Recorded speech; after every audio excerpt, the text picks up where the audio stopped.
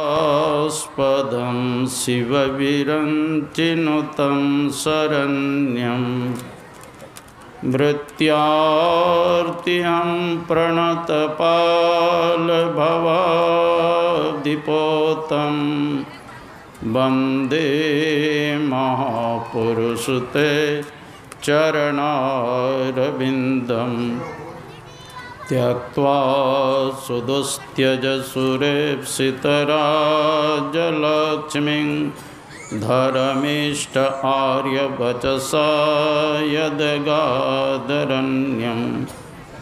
मायामृगं दयितयेप्सितमन्वधावत् वन्दे महापुरुषते चरणारविन्दम् अखण्डानन्दबोधाय शिष्यसन्तापहारिणे सच्चिदानन्दरूपाय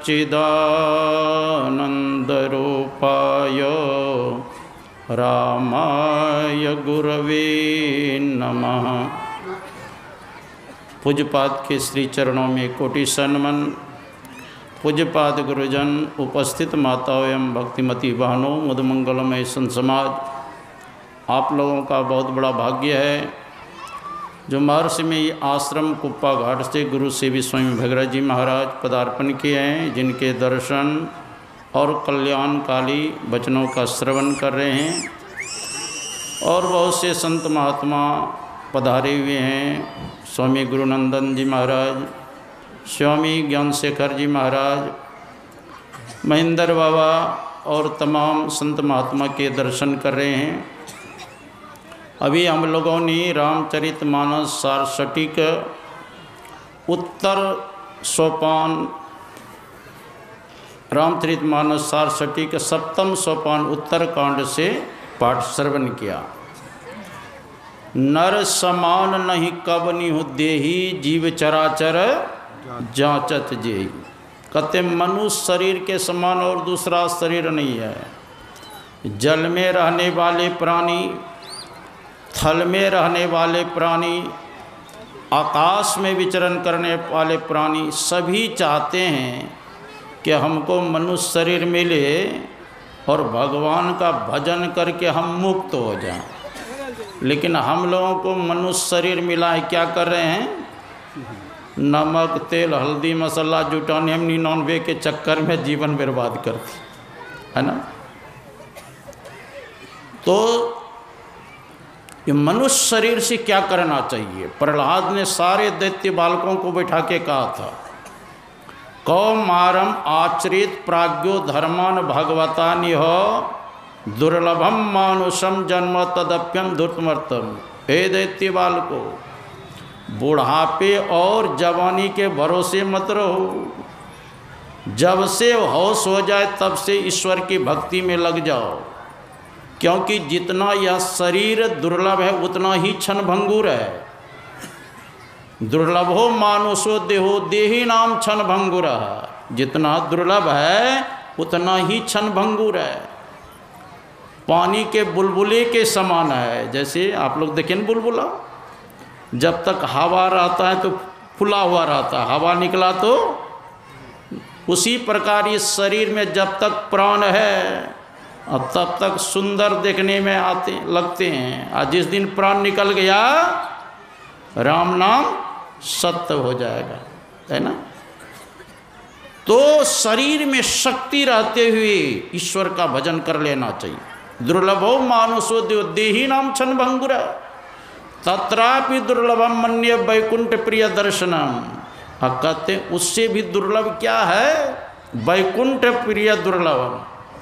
वैकुंठ प्रिय कौन है? कहते संतों का दर्शन और दुर्लभ है। भगवान विष्णु के प्रिय कौन है?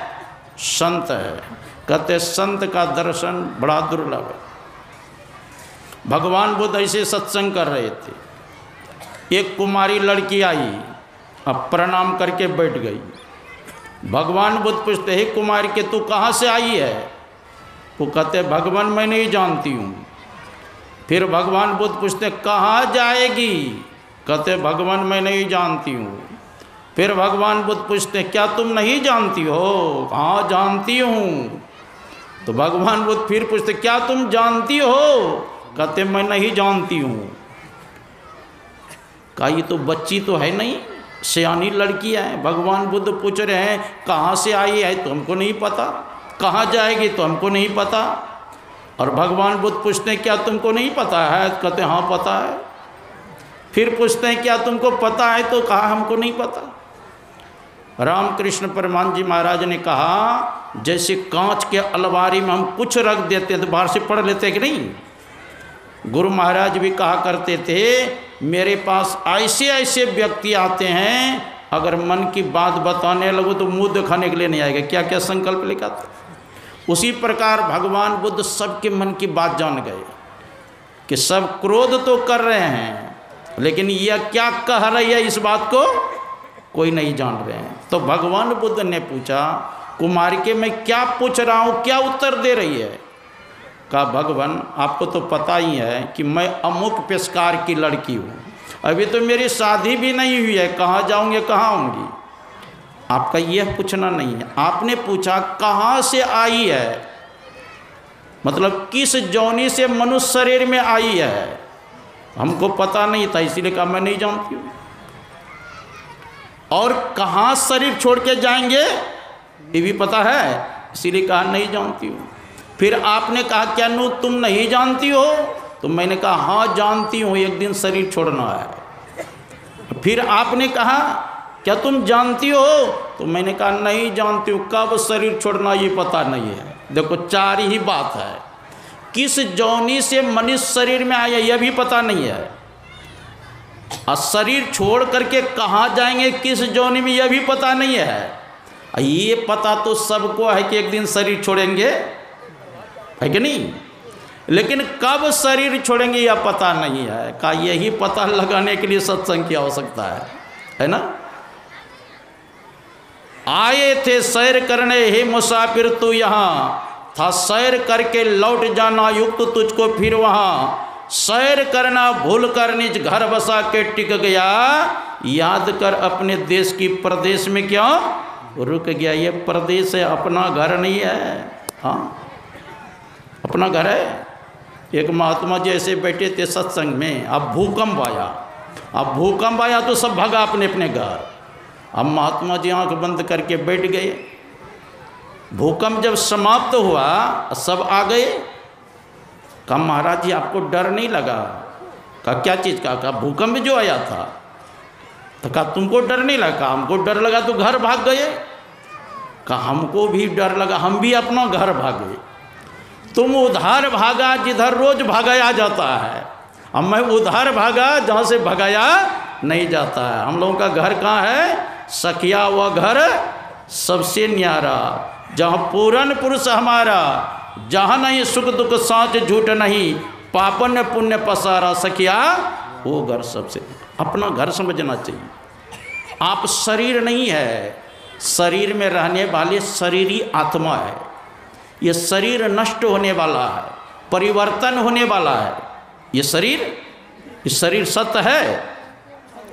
ये शरीर सत्य नहीं है। आप शरीर में रहने वाले शरीरी उस सत्य है, उस सत्य है, उसको जानो। किसी को मारने लगे कहेगा हम मर जाएंगे छोड़ दीजिए, तुम मरने वाले हो, तुम्हारे ऊपर तो एटम बम बजा देगा तो ऊपर भी नहीं मरोगे। हाँ आपके हड्डी पसली भले अलग हो जाएगा, है ना। आप हड्डी पसली नहीं ना है। जो शरीरों में शरीर रहित है, जो अनित्यों में नित्य स्वरूप है, वो आप है। भगवान कृष्ण गीता में कहते हैं नयनम छिदंती सहस्राणी नयनम दहती पावकः न चैनं क्लेद्यन्त्यापनो शुष्यति मारुतः। इस आत्मा को शस्त्र नहीं काट सकते, इस आत्मा को अग्नि नहीं जला सकती, इस आत्मा को जल गिला नहीं कर सकता, इस आत्मा को वायु नहीं सुखा सकता। ये आपके स्वरूप।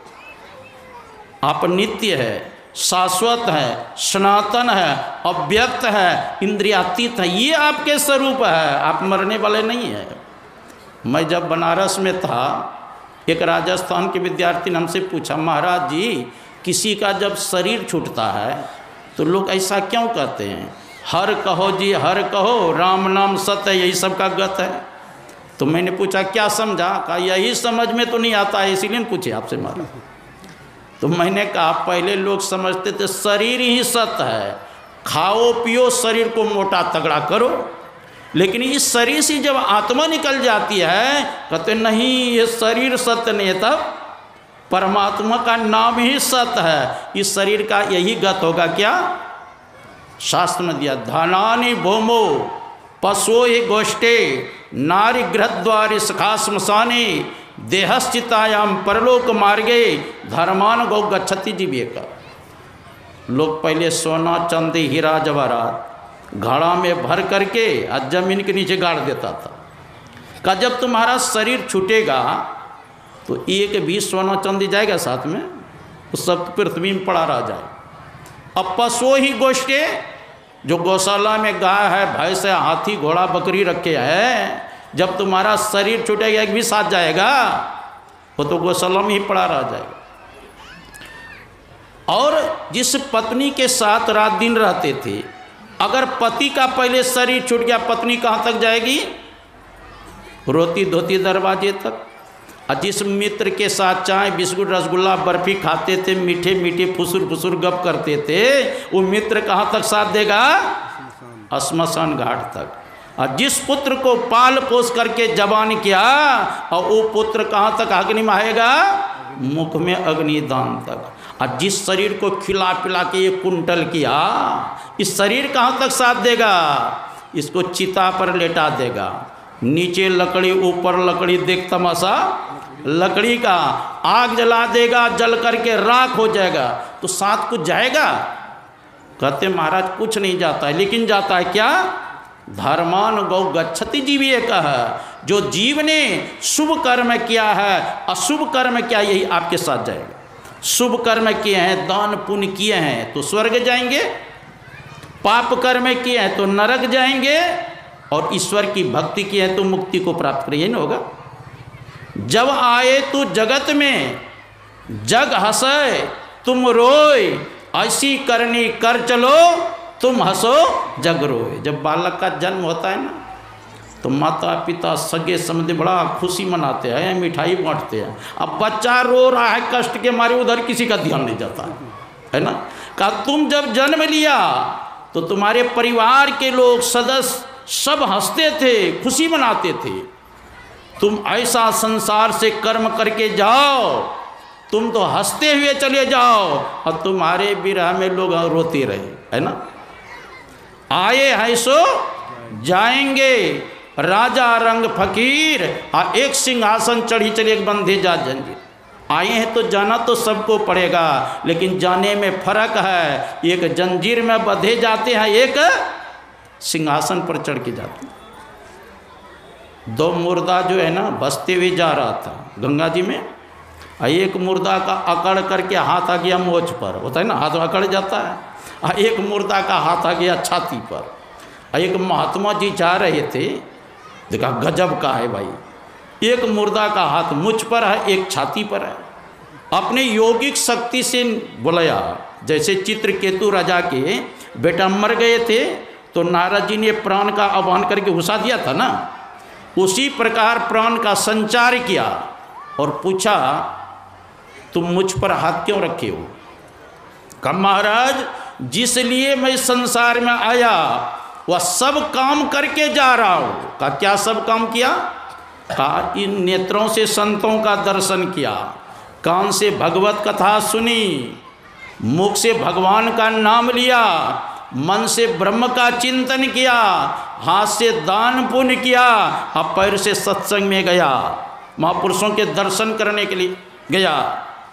इसलिए मैं सिंहासन पर चढ़ के जा रहा हूँ, मोच टेरते हुए जा रहा हूँ। कहा देखो ये तो बढ़िया बढ़िया काम किया, इसलिए सिंहासन पर चढ़ के जा रहा है, मोच फिरते हुए जा रहा है, अब तू छाती पर हाथ क्यों रखा। कहा महाराज मैं जिस लिए आया कुछ नहीं कर पाया, न तो आँख से संतों का दर्शन किया, और न तो कान से भगवत कथा सुनी, और न तो भगवान का मुख से कभी नाम लिया, और न तो हाथ से दान पुण्य किया, और न तो पैर से कभी सत्संग में गया। इसलिए कबीर साहब ने कहा उमरिया धोखे में खोई दियो, मैंने शुभ कर्म नहीं किया। 12 बरस बलापन बीते, 20 में जवान भयो, और 30 बरस माया के प्रेरित देश विदेश गयो। 40 बरस मध्य जब आयो, गहरी मोह भयो, धन और धाम पुत्र के कारण इसी दिन सोच कियो। बरस 50 कमर भई टेढ़ी, सोबत खाट लियो, अब बहुरी पुत्र बचन बहु बोले बुढ़ऊ मरी न गयो। बरस 60-70 के भीतर केस सफेद भयो, अब कपित कंठे घेर लियो है नैनों से नीर डरो। नहीं सत्संग भजन नहीं हरि को, नहीं शुभ कर्म कियो, अब कहे कबीर सुनो भाई साधु, चोला छूटी गई उमरिया धोखे में को। आछे दिन पाछे गया, हरि से किया न हेत, अब पछताए होत किया, जब चिड़िया चुग गई खेत। टाला ट्यूली दिन गया, ब्याज बढ़ंता जाए, न हरि भजियो न खत कटियो, काल पहुँचा आए। भगवान कृष्ण से एक भक्त प्रार्थना करते, कृष्णस्तु दीय पद पंकज पिंजरांते, अद्यव में विशतु मानस राजहंस, प्राणपयान कपबात पित्ते, कंठावरोधन विधो कृष्णम कुमस्ते। प्रभु अभी तो मेरा शरीर स्वस्थ है, आपका मैं भजन कर रहा हूँ, लेकिन अंतिम घड़ी जब आता है, मरण काल आता है, उस समय तो कप पित्त बात कंठ पर जकड़ लेता है, तो उस समय प्रभु आपका स्मरण कैसे करूँगा? होगा। इसीलिए जो काम करना है जवानी में कर सकते हैं। इसीलिए शास्त्र ने कहा प्रथमे नार्जितम विद्या, द्वितीय नार्जितम धनम, तृतीय नार्जितम पुण्यम, चतुर्थी किम करिष्यति। बचपन से लेकर के 25 साल की अवस्था में जिसने विद्या का अध्ययन नहीं किया, 25 से 50 साल के अंतर्गत जिसने धन का संचय नहीं किया, और 50 से 75 साल के अंतर्गत जिसने पुण्य का संचय नहीं किया, चतुर्थी किम करिष्यति, बुढ़ापा हम क्या करेंगे? जो कुछ करना है जवानी में कर लीजिए, संतों से युक्ति जान करके एक नाम का जप करे, एक रूप का ध्यान करे, दृष्टि अनुसंधान करे, तो परम कल्याण होगा। विशेष रूप से पूज्य वाक्य मुखारविंद से श्रवण करें। बोलिए श्री सद्गुरु महाराज।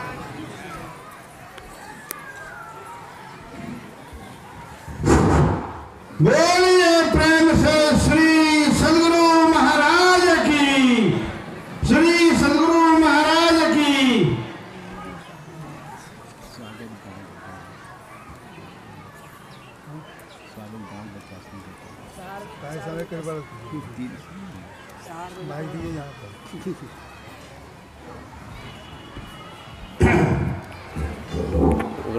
अभी आप पूज्य नरेशानंद जी महाराज से बड़ी अच्छी बात सुन रहे थे।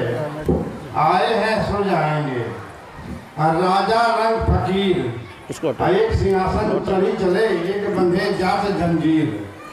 तो आप कहाँ से आए हैं और कहाँ जाएंगे? सिंहासन पे चढ़ के जाएंगे कि हाथ में हथकड़ी बांध के जाएंगे? या भेद गुरु से भी, भगत जी महाराज से भी आप सुनेंगे। और आप यह जान लें कि सतयुग में भगवान विष्णु के सेवा में संलग्न थे देव ऋषि नारद जी।